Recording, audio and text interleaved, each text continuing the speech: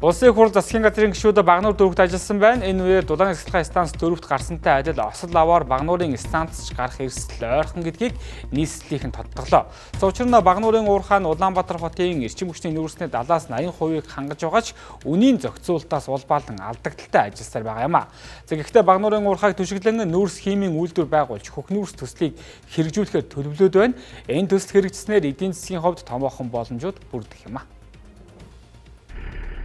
Монгол улсын эрчим хүчний тулгуур Багнуурын уурхайг түшиглэн хөх нүүрс төслийг хэрэгжүүлэхэд төлөвлөсөн. Төсөл 3 үе шатаа хэрэгжих бөгөөд төслийн 1-р үе шатад нүүрс пиролизийн үйлдвэр баригдах юм байна. Уг үйлдвэр баригдсанаараа нийгэм эдийн засгийн хийгээд стратегийн хувьд чухал ач холбогдолтой тооцогдож байна. Тоон нь сая 100 мянган төгрөгийн үнэтэй хүрч байгаа нүүрсийг Багнуурын уурхай түшиглж байгуулад 280 мянган төгрөгөөс нийлүүлэх боломж байгаа юм байна.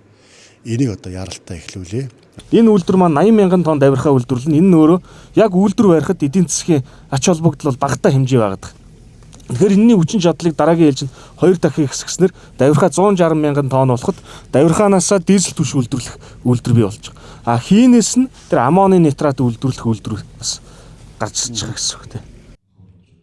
Нүүрс химийн цогцлбор төслийн бүтээн байгуулалт энэ жил эхэлчих бол 2027 онд эхний үр дүн үзэх боломжтой юм. Төслийн хүрээнд байгуулах нүүрс пиролизийн үйлдвэр гэхэд 420 орчим шинэ ажлын байр бий болохоос гадна 1.5 сая иргэнтэй Улаанбаатар хотын утааны асуудал эдийн засгийн үр ашигтай хэлбэрээр шийдэгдэх боломж бүрдэх юм байна.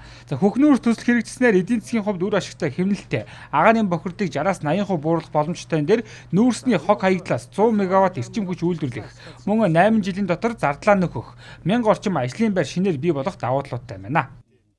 Тэгэхээр энэ дээр бол нийслэл хамтарч ажиллаад дэмжиж судалгаа тооцоон дээр бол дэмжиж ажиллах боломжтой. Нүүрс пиролизийн үйлдвэр ашиглалтанд орсноор жилдээ 600 мянган тонн хөх нүүрс үйлдвэрлэхээс гадна 81.8 мянган тонн нам температурын давирхаа үйлдвэрлэх 49 мегаваттын эрчим хүч үйлдвэрлэх боломжууд бүрдэнэ.